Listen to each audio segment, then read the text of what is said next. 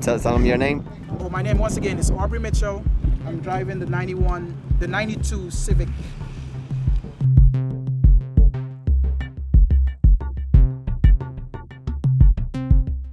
All right, hey guys, this is Aubrey Mittchell.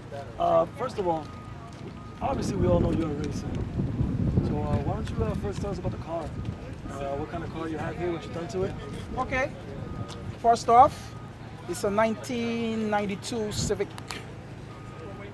And I did a few modifications to it. Starting with the engine. It has a B18 GSR engine in it. As you can see, I got the interior out. Roll cage. We did some wheels. Pusher tires we're using. I have a fiberglass hood. And fuel cell to cut the fuel down. And that's about it. And we're just trying to see what's the performance like. It's my second time running the car. The first time testing it was testing it, and now we're a little more comfortable with the car. So basically, we're getting to know the car, and so far, it's not disappointing. How do you like this track? The track is awesome. Oh, hey. Oh, that's my son. The track is awesome, and I run the track a few times, and if you keep your drive line and keep your braking points, you'll enjoy the track. Yeah. How was it coming up against turn 5 up here? But turn 5, if you overstep your braking point, then you'll have issues. But if you keep your braking point, you can turn. But first you have to be comfortable with the car, knowing what the car does. Once you know what the car does and how it feels, how it reacts, then you can adjust to suit in terms of your comfortability on the track with the turn. But so far I haven't developed any issues with the car. I'm able to drive the turn and accelerate all the way through. If like when you first started with this car, and it must have been stock when you first started with it, what kind of advice would you give someone who had the same car as you now, stock? What kind of advice do you tell them for track advice and modding it and building it? What issues have you bumped into with this car? Well, first off, if you haven't been on the track before, using power to get to learn to drive is the wrong way to go about it. You have to be comfortable with the car, know what the car does, and then you can start searching for the power.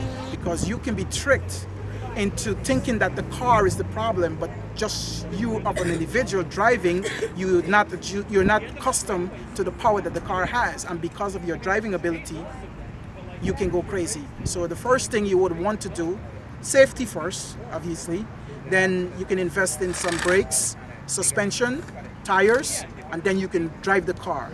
Once you're comfortable with what the car is doing, then you can start doing your engine modifications and you take it from there. But to go to power first and then bring it to the track is the wrong way to do it. I mean, and that's how I learn, and it's the most easiest. And a lot of people really don't tell you that, but I'm one of the honest drivers. And I like to have competition. I don't like to be beating up on people.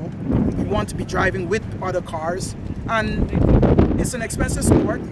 And to have people come in and enjoy themselves, you want to have them start the right way. And taking it there, you'll enjoy it as much as I am enjoying it.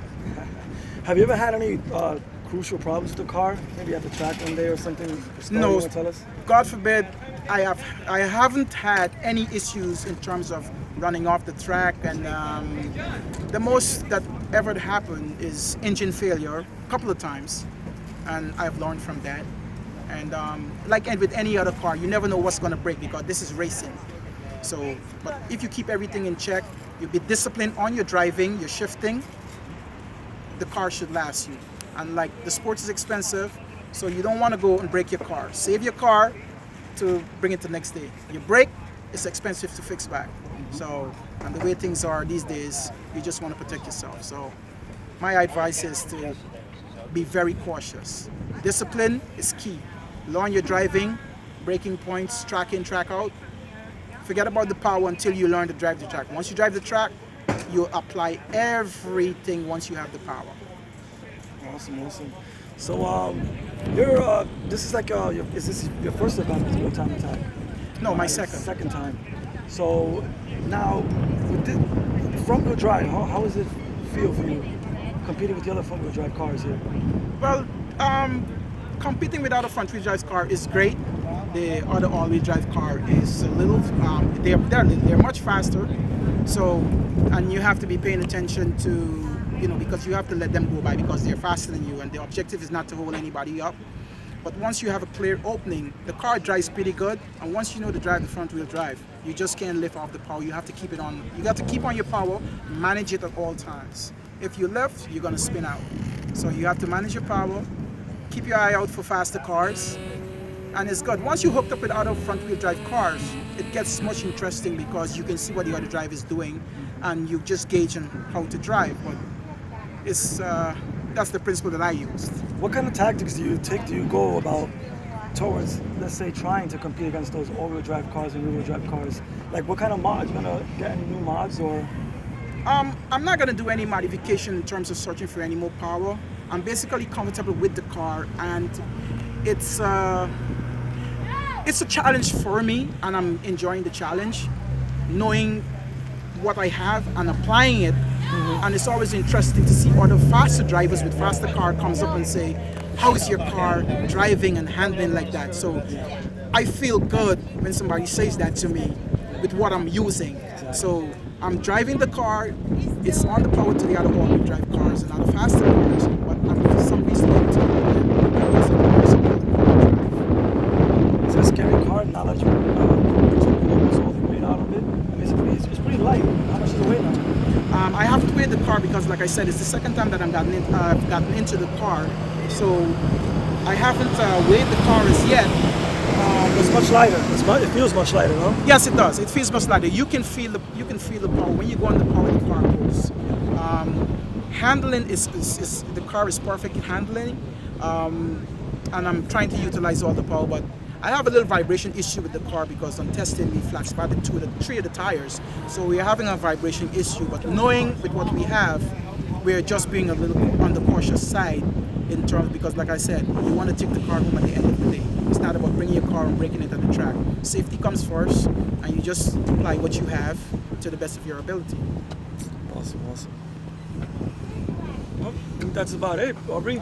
Thank you. Thank you. Thank you. I'm enjoying real-time attack. It's where it's at. Yeah.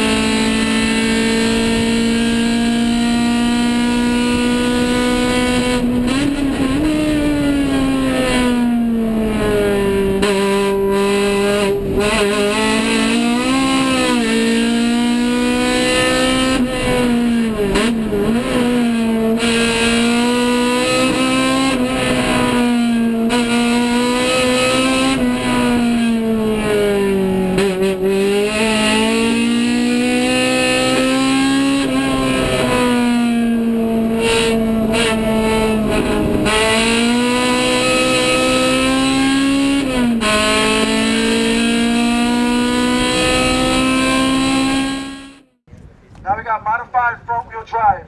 We have in third place, Aubrey Mittchell, 122.251.